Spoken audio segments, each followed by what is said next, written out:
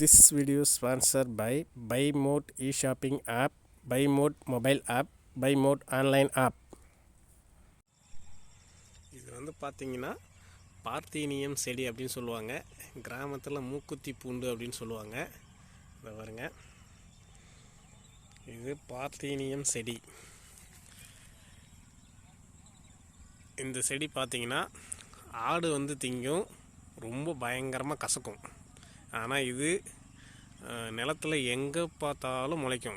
பரவுற இடம் பூரா முளைக்கும். வீட்டுக்கு அருகில் நிறைய முளைஞ்சிருக்கும்.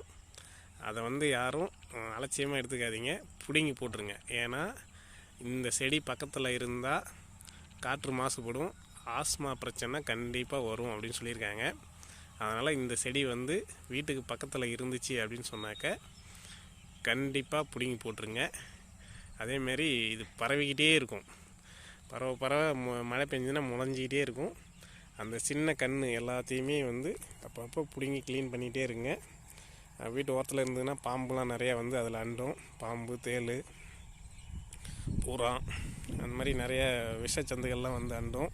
இது பார்த்திங்கன்னா காடு மாதிரி முளையும். ஏன்னா விதை எக்கச்சக்கமாக பரவும், காடு மாதிரி முளையும். அதனால் வந்து இந்த செடி வந்து நமக்கு பக்கத்தில், வீட்டுக்கு பக்கத்தில் துளசி செடி, நொச்சி செடி, மூங்கில், இந்த மாதிரி நமக்கு ஆக்சிஜன் கொடுக்கறது இருந்தால் பரவாயில்ல. ஆனால் இது வந்து ஒட்டு மொத்தமாக பார்த்திங்கன்னா காற்றையே கெடுத்துரும். அந்த காற்றுல வந்து பக்கத்தில் நம்ம சுவாசித்தோம்னா கண்டிப்பாக நமக்கு நுரையீரல் பிரச்சனை, ஆஸ்மா பிரச்சனை கண்டிப்பாக வரும்.